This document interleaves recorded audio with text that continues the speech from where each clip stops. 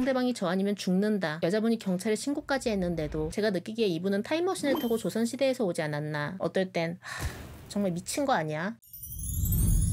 사귀기 전인데 정말 나를 사랑해서 그러는 게 맞을까? 집착이 너무 심한 거 아닌가?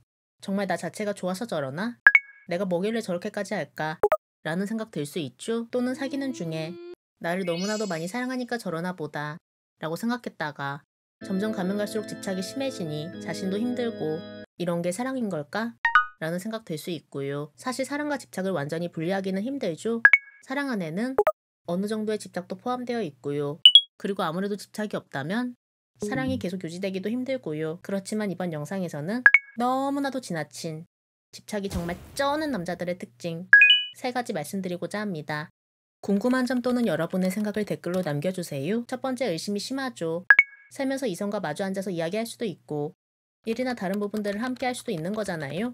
그런데 집착이 정말 쩌는 분들은 이러한 부분들을 받아들이기 힘들어하고 과도한 의미 부여에 자신이 스토리를 만들기까지 하죠. 예를 들어 강의실에서 후배와 만나서 과제에 대한 이야기를 하다 답장이 늦었다고 가정해 볼게요.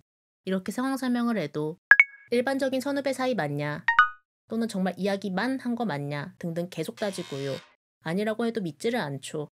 거기에다가 그 후배와 깊은 사이로 진전돼서 헤어지는 상상까지 하게 되고요. 제가 봤던 사례 중에 남자분이 여자친구가 이성 만나는 것 자체를 극도로 싫어하고 안 된다는 경우도 봤어요. 여자 지인과 여자 지인의 남자친구 이렇게 셋이 만나도 안 된다 라고 들었거든요. 제가 느끼기에 이분은 타임머신을 타고 조선시대에서 오지 않았나 라는 생각이 들었고요. 이 여자분이 바람피다 걸렸다던가 같은 상대방을 신뢰하기 힘든 이유가 있었다면 이 남자분을 가슴으로는 이해하기 어려워도 머리로는 왜 그런지 알 수 있었을 것 같은데 그런 부분이 전혀 없었거든요. 제 생각에는 집착이 심하다 보니 자연스럽게 의심도 심하다는 생각이 들어요. 두 번째는 가스라이팅이 심하죠. 상대방을 지배하려고 하고 통제하려고 하는 데다 소유하려고 하니 가스라이팅이 심할 수밖에 없죠.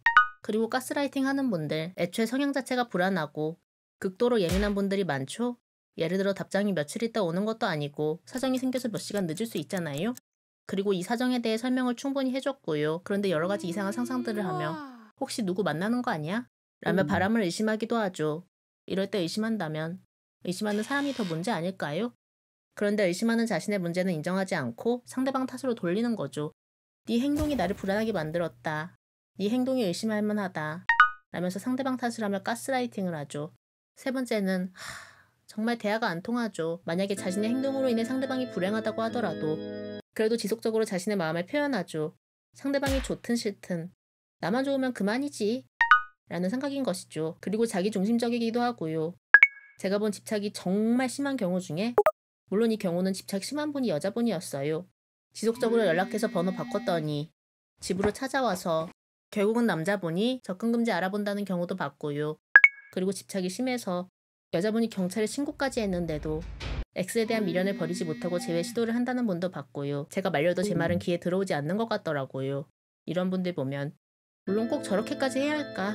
라는 생각 들다가도 한편으로는 상대방을 괴롭히면서까지 포기하지 못하는 게 안타깝다 라는 생각도 들어요. 저도 오래전의 일이긴 한데 썸 탄 것도 아닌데 상대방이 저 아니면 죽는다 는 식으로 이야기해서 정말 무서웠던 적이 있었거든요.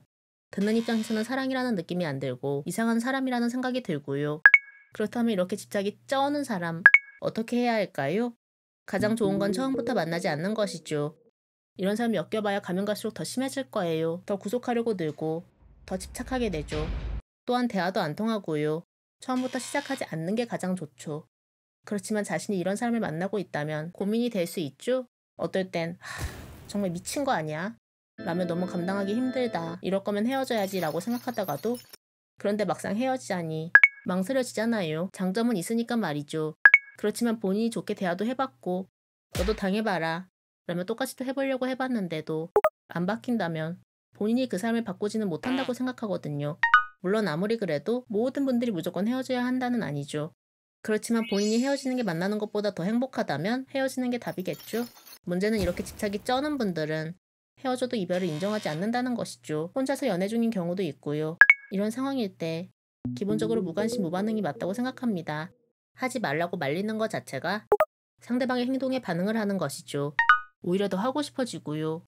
그리고 본인도 신경을 아예 안 쓰는 게 좋죠. 그렇지만 무관심 무반응으로 대응했는데도 도저히 참기 힘들고 법적 제재가 가능하다면 법의 도움을 받는 게 맞겠죠? 오늘의 영상은 여기서 마무리하겠습니다. 다음 영상에서 뵐게요. 사연은 카톡으로 보내주세요. 구독과 좋아요는 영상 제작에 큰 도움이 됩니다. 구독과 좋아요는 영상 제작에 큰 도움이 됩니다.